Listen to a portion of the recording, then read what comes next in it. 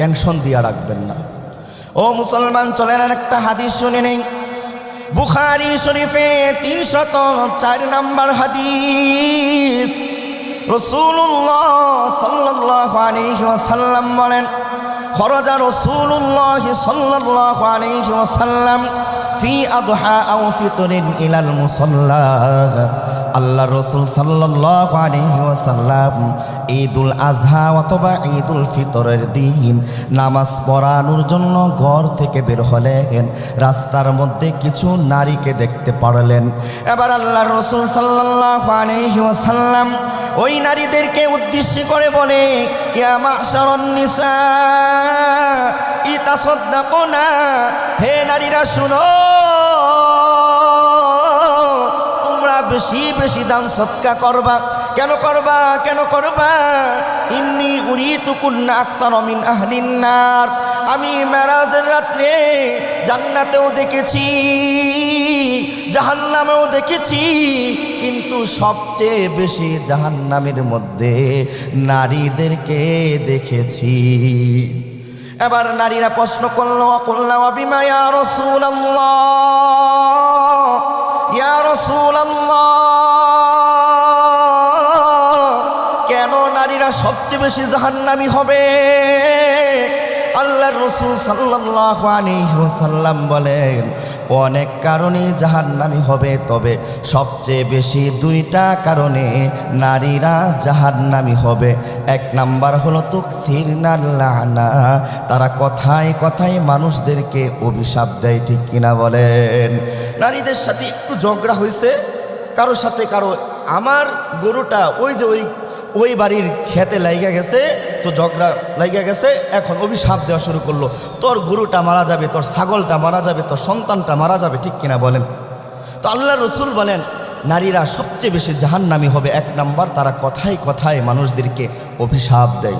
কিন্তু আশ্চর্যের বিষয় হলো, দেখবেন কিছু নারী আছে, সন্তান তার মাথাটা, তার মেজাজটা গরম করে দিয়েছে, এবার ওই সন্তানকে বদদুয়া দিয়ে দেয়।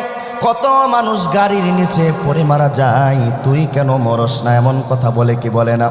কত মানুষ পানির নিচে ডুবে মারা যায়, তুই কেন মরস না? কত মানুষ ঠাডা পড়ে মারা যায়, তুই কেন মরস না, এমন কথা বলে কি বলে না? বলেন না না না, ও আমার মা, ও আমার বোন, যারা আমার কথা শুনতেছেন, এই কথা কখনো বলবেন না। চলেন একটা হাদিস শুনে নেই। বুখারী শরীফের 2482 নম্বর হাদিস। এখানে যারা আছেন সবাই এই হাদিসগুলো, আপনি এই হাদিসটা শুনেছেন, প্রসিদ্ধ একটা হাদিস। কানা রাজুলুন ফি বানি ইসরাঈল ইকালু লাহু জুরাইজ। বনি ইসরাইলের একজন ব্যক্তি ছিল, যার নাম জুরাইজ। ইউসল্লি, সে সব সময় নামাজ আদায় করত। তার একটা কামরা আছে, কামরার মধ্যে ফাজাআতহু উম্মুহু ফাদাআতহু। একদিন তার মা তার কামরার সামনে এসে ডাকতেছে, আবা আইয়ুজিবাহা ফাকালা ইউজিবুহা। তার মা তার সন্তান জুরাইজকে একবার ডাকলো, সাড়া দেয় নাই। 2বার ডাকলো, সাড়া দেয় নাই। 3বার ডাকলো, সাড়া দেয় নাই। জুরাইজ ভাবতেছে, আমি নামাজ পড়বো না, মা ডাকে সাড়া দিব। এক পর্যায়ে সিদ্ধান্ত নিল, নামাজ পড়বো, মার ডাকে সাড়া দিব না। এবার তার মা কষ্ট পেয়ে গেল। এবার আল্লাহ তাআলাকে তার মা বলে, ইয়া রব্বুল আলামিন ওয়া ইয়া আহকামাল হাকিমিন,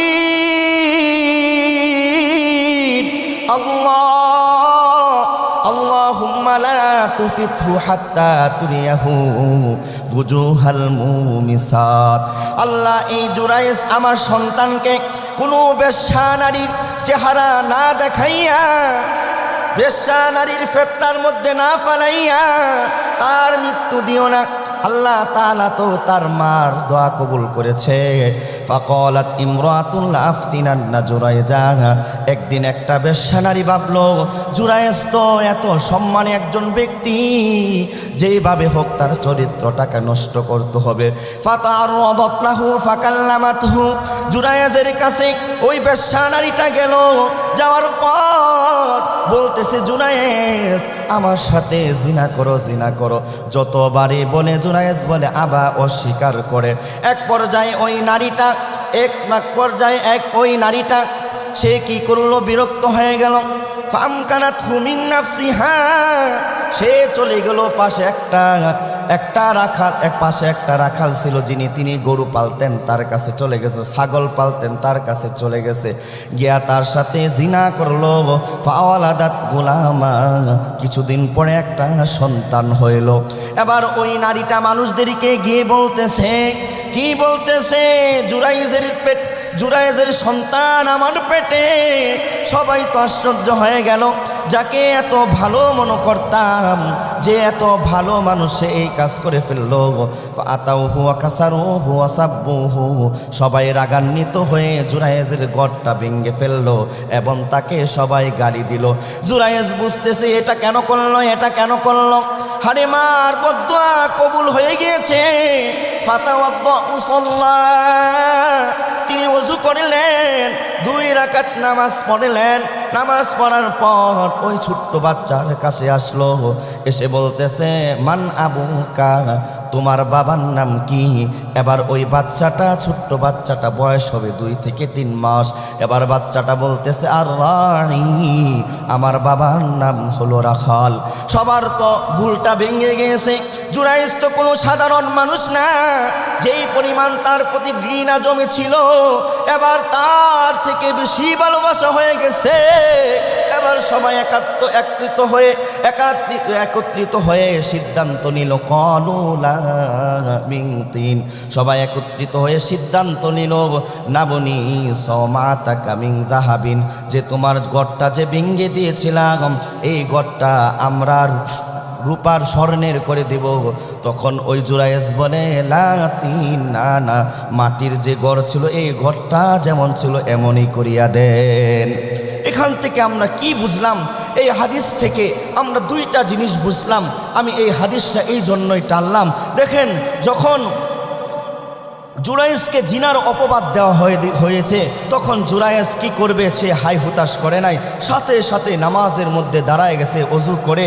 আমরা যখন কোনো বিপদের মধ্যে পড়ব, আমরা যাব না কোনো মাজারের কাছে, আমরা কোনো পীরের কাছে গিয়ে দৌড়াইব না, আমরা বিভিন্ন জায়গায় গিয়ে দৌড়াইব না। 2 রাকাত নামাজ আমরা দাঁড়ায় যাইব, 2 রাকাত নামাজ পড়ব, হাই হুতাশ করব না। জুরাইজ যেমনভাবে হাই হুতাশ করে নাই, রবকে বলবো, রব আমাদেরকে এই বিপদ থেকে আসান করেন, এই বিপদ থেকে মুক্তি দান করেন। রব অবশ্যই দান করবে। সেই যে জুরাইজের আল্লাহ ছিল, এখন কি সেই আল্লাহ নাই? জুরাইজ তো হাই হুতাশ করে নাই, এত বড় অপবাদ দিছে, তারপরও সে নামাজের মধ্যে দাঁড়ায় আল্লাহর কাছে সাহায্য চেয়েছে, আল্লাহ তাকে সাহায্য করেছে। আমরাও বিপদের মধ্যে কার কাছে সাহায্য চাইব? আল্লাহর কাছে সাহায্য চাইব। এই হাদিস থেকে 2 নাম্বার কথা, ওই যে জুরাইজকে যে তার মা বদদোয়া দিয়েছিল, আমি আপনাদের কাছে প্রশ্ন করতে চাই, আপনারা বলেন তো, এই যে জুরাইজের মা যে বদদোয়া দিয়েছে, এটা কি মুখের কথা না অন্তরের কথা? এটা হলো মুখের কথা। কারণ কোনো মা তার সন্তানকে অন্তর থেকে বদদোয়া দিবে না যে আল্লাহ আমার সন্তানকে ধ্বংস করে দাও। আর ঠিক তেমনিভাবে আপনি যে একটা মুখের কথা বললেন, আল্লাহ আমার সন্তানটা পানিতে পড়ে মারা যাক, বলতেছেন কথার কথা, আপনার সন্তানকে বলতেছেন ঠাডা পড়ে মারা যাক, এটাও তো আল্লাহ তাআলা কবুল করতে পারে কি পারে না?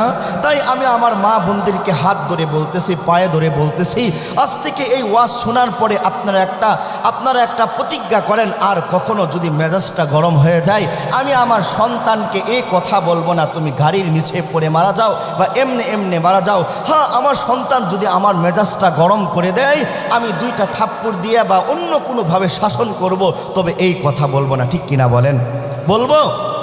আমরা যারা ওয়াজ শুনতেছে আজকে, এই কথাটা যারা শুনলাম, যদিও আমার মা বোনেরা অনেক সময় ধৈর্য কম থাকে, যদি বলে ফেলে সাথে সাথে বলবেন এই কথা, আর বলবা না, ধরায়া দিবেন। তাহলে একজন নারী সবচেয়ে বেশি জাহান্নামী হবে কেন?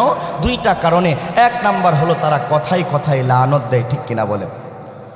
ও মুসলমান, 2 নাম্বার কারণ কেন নারীরা জাহান্নামী হবে, ওয়া তাকফুরুনাল আশীর। রাসূলুল্লাহ সাল্লাল্লাহু আলাইহি ওয়াসাল্লাম বলেন 2 নাম্বার কারণ হলো একজন নারী জাহান্নামী হবে সে তার স্বামীর অশুকরিয়া আদায় করে। দেখবেন একজন নারীকে 12 বছর সব কিছু দিয়ে আসছে, ভাত কাপড় যা আছে সব কিছু দিয়ে আসছে, হঠাৎ একদিন এদিক থেকে সেদিক হয়ে গিয়েছে। এবার স্ত্রী বলে তোমার সাথে আমি 12 বছর ধরে সংসার করতেছি, আমি দেখে সংসার করতেছি, অন্য কোনো নারী যদি হইতো তাহলে 2 দিনেও টিকতো না। এমন কথা বলে কি বলে না? আওয়াজ দিয়া বলেন, বলে কি বলে না? ও মুসলমান, আরো দেখবেন নারীরা কিছু কথা বলে, একটু ঝগড়া হয়ে গেছে, নারীরা এই কথা বলে আমাকে তালাক দিয়ে দাও, আমাকে বাপের বাড়িতে দিয়ে আসো। রাসূলুল্লাহ সাল্লাল্লাহু আলাইহি ওয়াসাল্লাম বলেন যদি কোনো কারণ ছাড়া কোনো নারী তার স্বামীর কাছে তালাক চায়, চলেন একটা হাদিস শুনে নেই। আল হেদায়া ওয়ান নেহায়া কিতাবের 3215 নম্বর হাদিস। রাসূলুল্লাহ সাল্লাল্লাহু আলাইহি ওয়াসাল্লাম বলেন আইয়ুমা ইমরাতিন সাআলাত যাওজাহা তালাক ফি গায়রি মা বাসিন ফাহারামুন আলাইহিমা রাইহাতুল জান্নাহ। ও আমার মা, ও আমার বোনেরা, আমার কথা যারা শুনতেছেন দিলের কান দিয়া শুনেন। রাসূলুল্লাহ সাল্লাল্লাহু আলাইহি ওয়াসাল্লাম বলেন যদি কোনো কারণ ছাড়া কোনো নারী তার স্বামীর কাছে তালাক চায়, যদি এই কথা বলে আমাকে বাপের বাড়িতে দিয়ে আসো, আমি তোমার সংসার করব না, রাসূল বলেন ফাহারামুন আলাইহিমা রাইহাতুল জান্নাহ, ওই নারীটা জান্নাতের ঘ্রাণ পর্যন্ত পাবে না। আওয়াজ দিয়া বলেন না নাউযুবিল্লাহ। তাহলে একটা নারী সবচেয়ে বেশি জাহান্নামী হবে কয়টা কারণে? 2টা কারণে। 1 নাম্বার হলো তারা কথায় কথায় বদদুয়া দেয়, 2 নাম্বার হলো নারীরা তার স্বামীর অশুকরিয়া আদায় করে। এখন আপনারা শুনতে পারেন, আপনারা বলতে পারেন আমার মা বোনেরা, হুজুর সবাই যদি জাহান্নামী হয় তাহলে একটা আমলের কথা বলেন যে আমলের মাধ্যমে আমরা জান্নাতি হবে। চলেন একটা হাদিস আমরা শুনে নিই। ও মুসলমান, সহিহুল জামির 660 নম্বর হাদিস। রাসূলুল্লাহ সাল্লাল্লাহু আলাইহি ওয়াসাল্লাম বলেন মিন আই আবওয়াবিল জান্নাতি মিন শিকতি। কোনো নারী যদি জান্নাতের 8টা দরজা থেকে যে কোনো দরজা দিয়া জান্নাতে যেতে চায়, ও মুসলমান 8টা দরজা তার জন্য খোলা থাকবে। যে কোনো একটা দরজা দিয়া যদি সে জান্নাতে যেতে চায় তাহলে 4টা কাজ করতে হবে। কয়টা কাজ? 4টা কাজ করতে হবে। রাসূলুল্লাহ সাল্লাল্লাহু আলাইহি ওয়াসাল্লাম বলেন 1 নাম্বার হলো ইদা সাল্লাতিল মারআতু খামসাহা ওয়া সামাত শাহরাহা। 1 নাম্বার হলো ইদা সাল্লাতিল মারআতু খামসাহা, 5 ওয়াক্ত নামাজ নারীকে পড়তে হবে। ও মুসলমান, অনেক নারীরা নামাজ পড়ে কিন্তু সময় মতন নামাজ আদায় করে না। যোহরের নামাজ আসরের সাথে লাগাইয়া দেয়। রাসূল বলে এমন নামাজ হবে না। 2 নাম্বার হলো ওয়াসামাত শাহরাহা, কোনো নারী যদি রমজানে রোজা রাখে, রমজান আসতেছে, পুরুষের তুলনায় দেখবেন নারীরা রোজা বেশি রাখে, কিন্তু যে বিষয়টা হলো একটা আল্লাহ তাআলা পদার্থ তাকে একটা রোগ দেয় প্রতি মাসে 6 দিন 5 দিন এমন একটা রোগ দেয়, তখন তার উপর নামাজ মাফ। ঠিক কিনা বলেন? তখন তার উপর নামাজ মাফ। ঠিক তেমনিভাবে রমজান মাসেও একটা নারীকে এমন আল্লাহ তাআলা দান করে, কিন্তু ওই নারীটা তার উপর রোজা রাখা ফরজ না, আর ওই নারীটা রোজা তখন রাখে না যেহেতু ফরজ না। এই রোজাটা রাখবে কখন বলেন? রমজান ঈদের পরে, সেটাও রাখে না। 60 বছর হয়ে গিয়েছে, 70 বছর হয়ে গিয়েছে, এখনো বাঙ্গা রোজাগুলা রাখে না। এর কারণে নারীরা জাহান্নামী হবে। তো আল্লাহর রাসূল সাল্লাল্লাহু আলাইহি ওয়াসাল্লাম বলেন যে নারীটা 5 ওয়াক্ত নামাজ পড়বে, যে নারীটা রমজানে রোজা রাখবে, জান্নাতের 8টা দরজা তার জন্য খোলা থাকবে, যে কোনো দরজা দিয়া সে নারীটা জান্নাতে যেতে পারবে। 4টার থেকে 3 নাম্বার হলো হয়তো আজ্জাও জাহা, যে নারীটা স্বামীর অনুসরণ করবে ওই নারীকে জান্নাতের 4টা দরজা তার জন্য খোলা থাকবে, জান্নাতের 8টা দরজা তার জন্য খোলা থাকবে, যে কোনো দরজা দিয়া সে জান্নাতে চলে যাইতে পারবে। এবং 4 নাম্বার হলো হাফাজত ফারজাহা, যে নারীটা সতীত্ব